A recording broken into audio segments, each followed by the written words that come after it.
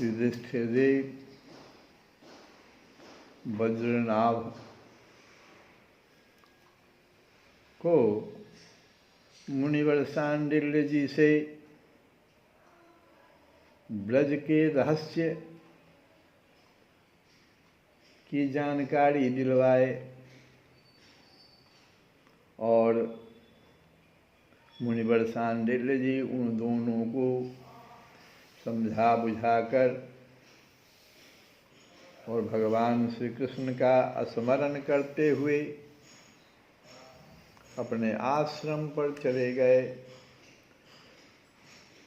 मुनिवर शांडिल्य जी की बातें सुनकर राजा परीक्षित और वज्रनाभ दोनों ही बहुत प्रसन्न हुए। अब फिर शौनकादि ऋषियों ने सूत जी से पूछा कि सूत जी अब यह बतलाइए कि परीक्षित और वज्रनाभ को इस प्रकार आदेश देकर जब शांडिल्य मुनि अपने आश्रम को लौट गए तब उन दोनों राजाओं ने कैसे कैसे और कौन कौन सा काम किया। सूत जी कहने लगे कि महाराज परीक्षित ने इंद्रप्रस्थ से हजारों बड़े बड़े सेठों को बुलवाकर मथुरा में रहने की जगह दी। इनके अतिरिक्त सम्राट परीक्षित ने मथुरा मंडल के ब्राह्मणों तथा प्राचीन वानरों को, जो भगवान के बड़े ही प्रेमी थे, बुलवाया और उन्हें आदर के योग्य समझकर मथुरा नगरी में बसाया। मथुरा तो पूरा का पूरा खाली था, सिर्फ राजा वज्रनाभ थे। और यही प्रश्न तो उन्होंने शांडिल्य मुनि से किया भी था कि आखिर राजा में किस काम का जब प्रजा ही नहीं है। तो शांडिल्य मुनि ने बताया कि यह जो ब्रज भूमि है वो सच्चिदानंदमयी है। तुम्हें भले ही न दिखाई पड़ रहा हो, लेकिन ये सच्चिदानंदमयी है, सतचित आनंद यहाँ पर आने से तुरंत प्राप्त हो जाता है, सच्चिदानंदमयी है।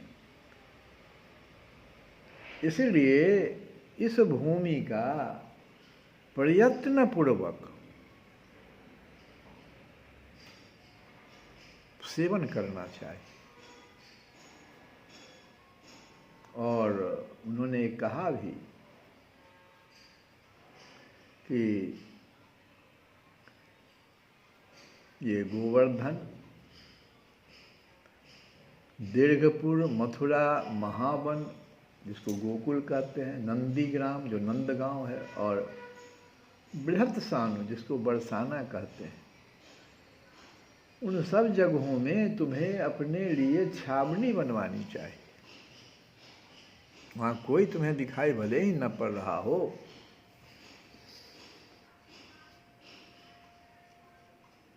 दो प्रकार के लोग हैं जो लोग व्यवहारिक लीला में स्थित हैं, वे नित्य लीला का दर्शन पाने के अधिकारी नहीं हैं।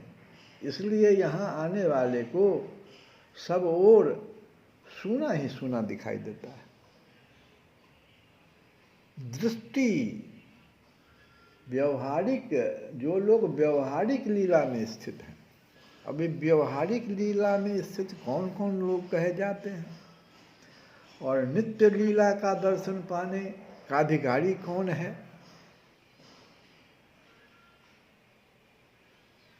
ये फिर विषय है।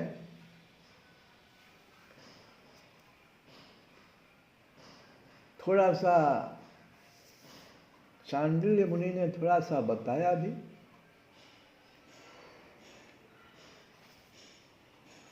जैसे जिनका भगवान से कभी वियोग होता ही नहीं, जो भगवान के नित्य अंतरंग हैं। 3 श्रेणी में बताया उन्होंने। भगवान जब अवतीर्ण हुए तो भगवान ने अपने सभी प्रेमियों की अभिलाषाएं पूर्ण करके जब अंतर ध्यान हो चुके हैं तो 3 प्रकार के भक्तजन वहाँ पर उपस्थित थे। पहले भगवान जब अंतर ध्यान हुए उससे पहले 3 प्रकार के भक्त उनके साथ थे। प्रथम तो वे थे, प्रथम श्रेणी के वे भक्त थे जो भगवान के नित्य अंतरंग थे, जिनके साथ भगवान खेला करते थे, जिनका भगवान से कभी वियोग होता ही नहीं, उनको कहा जाता है प्रथम श्रेणी के अंतरंग भक्त। दूसरे श्रेणी के वे हैं जो एकमात्र भगवान को पाने की इच्छा तो रखते हैं, उनकी अंतरंग लीला में अपना प्रवेश चाहते हैं। ये हो गया दूसरे श्रेणी के भक्त। और तीसरी श्रेणी में देवता लोग आते हैं। देवता लोग भी तीसरी श्रेणी में आते हैं। इनमें से जो देवता, जो लोग उस समय में थे जो देवता के अंश से अवतीर्ण हुए थे, तो भगवान तो उनको देख लिए कि ये सब तो देवता के अंश से आया हुआ है। तो भगवान ने क्या किया, उन्हें भगवान ने ब्रजभूमि से हटा दिया पहले ही। तो कहाँ ले गए, द्वारिका पहुंचा दिया उनको, क्योंकि उनको वापस करना था। देवता लोग थे तो उनको उनका कार्य हो जाने के बाद उनको वापस करना था, तो ब्रजभूमि से उनको हटा दिया और द्वारिका ले गए उनको। और द्वारिका ले जा करके और फिर ब्राह्मण के शाप से उत्पन्न मूसल को निमित्त बनाकर यदुकुल ने अवतीर्ण देवताओं को स्वर्ग में भेज दिया। आपस में ही सब संघर्ष करके अपने आप चले गए, कोई किसी को मारा नहीं, क्योंकि सब देवता थे।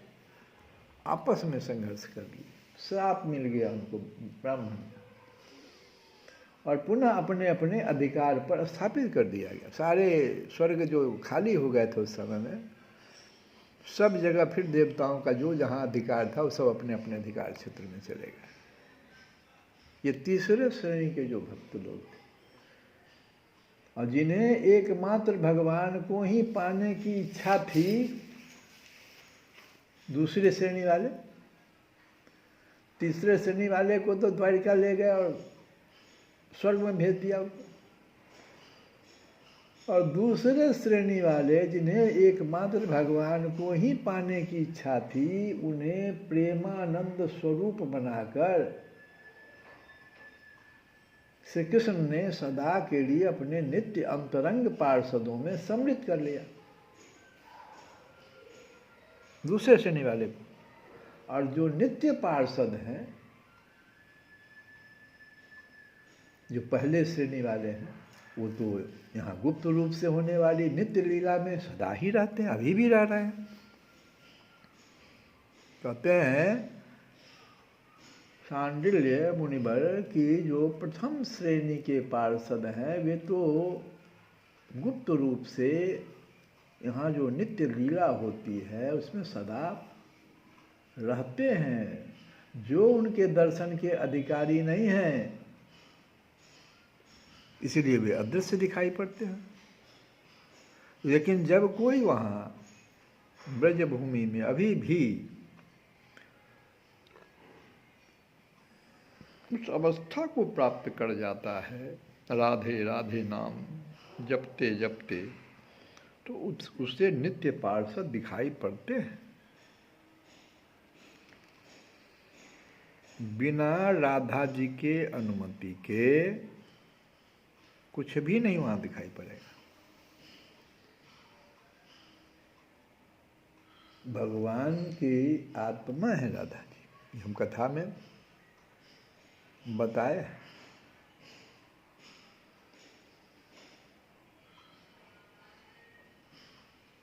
जो लोग व्यवहारिक लीला में स्थित हैं वे नित्य लीला का दर्शन पाने के अधिकारी नहीं है। इसलिए यहाँ आने वाले को सब ओर निर्जन वन सुना ही सुना दिखाई देता है, क्योंकि वे वास्तविक लीला में स्थित भक्तजनों को देख नहीं सकते। और तुम करो क्या? वज्रनाभ से मुनिवर ने कहा कि तुम एक काम करो, राजा हो, तुम्हें कुछ दिखाई नहीं पड़ रहा है तो तुम चिंता नहीं करो, तुम मेरी आज्ञा से यहाँ बहुत से पहले गांव बसाओ। इससे तुम्हारे मनोरथ, तुम्हारा जो मनोरथ है कि प्रजा है ही नहीं तो मैं राजा कैसे, तो तुम्हारा मनोरथ पूर्ण हो जाएगा। जैसी भगवान ने जहाँ लीला की है उस स्थान का नाम रखकर अनेक गांव बसाओ। उन स्थानों में रहकर भगवान की लीला के स्थल, नदी, पर्वत, घाटी, सरोवर, कुंड तथा कुंजवन आदि का सेवन करते रहो। ऐसा करने से तुम्हारे राज्य में प्रजा बहुत ही संपन्न होगी और तुम भी अत्यंत प्रसन्न रहोगे। और जो ऋषियों ने पूछा, शौनकादि ऋषियों ने सूत जी से पूछा कि फिर उसके बाद सांडिल्य मुनि के आश्रम पर चले जाने के बाद आखिर इन दोनों ने क्या किया, तो सूत जी कहते हैं कि महाराज परीक्षित ने, महाराज परीक्षित भी तो वहाँ थे, सुन रहे थे, तो महाराज परीक्षित ने मदद में क्या किया, इंद्रप्रस्थ से, महाराज परीक्षित तो इंद्रप्रस्थ के राजा थे, मथुरा के राजा तो वज्रनाभ थे ना, तो इंद्रप्रस्थ से जो बड़े बड़े वहाँ पर सेठ सब थे उनको बुलवाकर और मथुरा में रहने के लिए जगह दिया। अभी भी किसी राज्य को अगर समृद्ध करना है तो क्या किया जाता है, बड़े बड़े जो उद्योगपति हैं उनको पहले आमंत्रित किया जाता है कि आप यहाँ कोई इंडस्ट्री लगाइए ताकि लोगों का रोजगार बढ़े, लोग यहाँ आवे, यहाँ की समृद्धि बढ़े। यही तो सूत्र हो गया। तो बड़े बड़े सेठों को,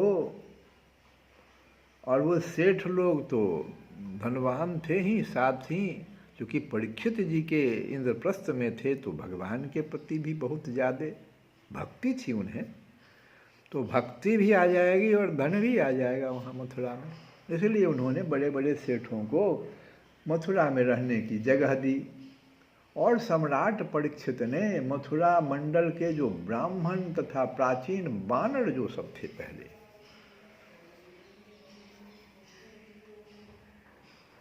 उनको भी, जो भगवान के बड़े ही प्रेमी थे, वे ब्राह्मण भी और वानर भी, बुलवाया। वो कहीं चले गए थे और आदर पूर्वक, आदर के योग्य समझकर मथुरा नगरी में फिर उन्हें भी बसाया। क्योंकि अकेले अगर वो ब्राह्मण आते या वो वानर आते तो चूँकि कुछ था नहीं, तो पहले तो सेठ को बुलाया ताकि उन लोगों के भोजन का भी प्रबंध हो जाए।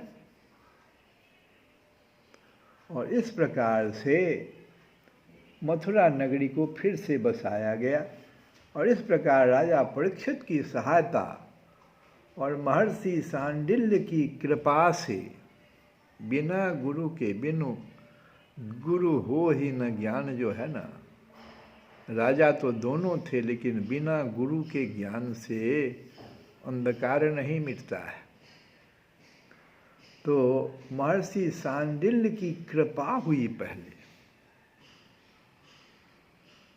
सांडिल्य महर्षि सांडिल्य तो थे ही वहाँ पर ब्रजभूमि में, लेकिन ये दोनों उनसे पूछ नहीं रहे थे। राजा होते हुए ये दोनों वहाँ तक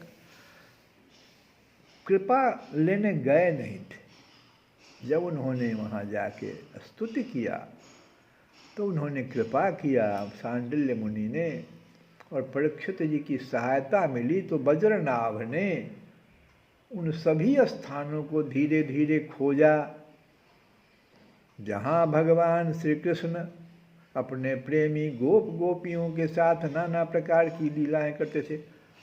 परीक्षित महाराज जब उत्पन्न हुए थे तो भगवान तो अंतर्ध्यान हो चुके थे ना, वो सब द्वारिका वगैरह नष्ट हो चुका था। इस कथा को ध्यान से अगर रखेंगे हम लोग तो कुछ था नहीं वहाँ मथुरा में। जगह का नाम भी परीक्षित जी को पता नहीं था।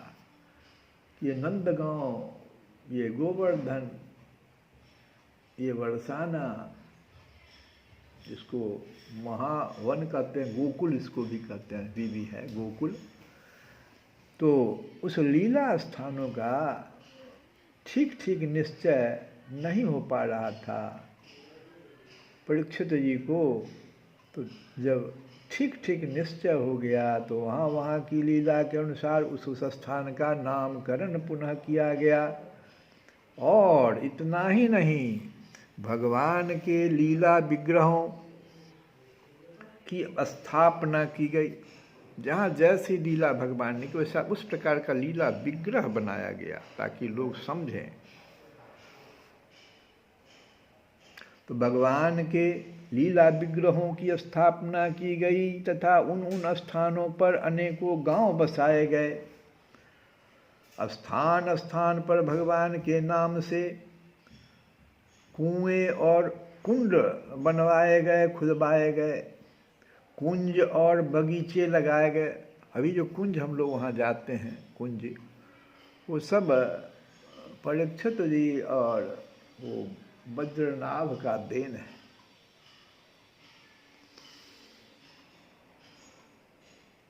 कुंज और बगीचे लगवाए, शिव आदि देवताओं की स्थापना पुनः की गई वहाँ।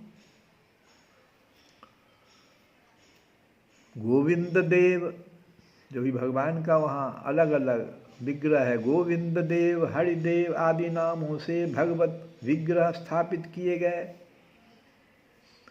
इन सब शुभ कर्मों के द्वारा वज्रनाभ ने अपने राज्य में सब ओर एकमात्र श्री कृष्ण भक्ति का प्रचार किया और बड़े ही आनंदित हुए। और उनके जो प्रजाजन भी थे वे बड़े आनंदित हुए।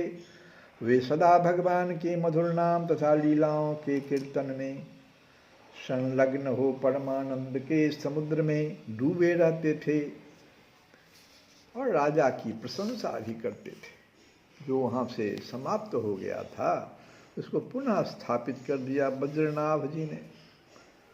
जमुना किनारे मेरो गाँव, सांवरा जाना, जमुना किनारे मेरो गाँव, सांवरा जाना, राधे किशोरी मेरो नाम, सांवरा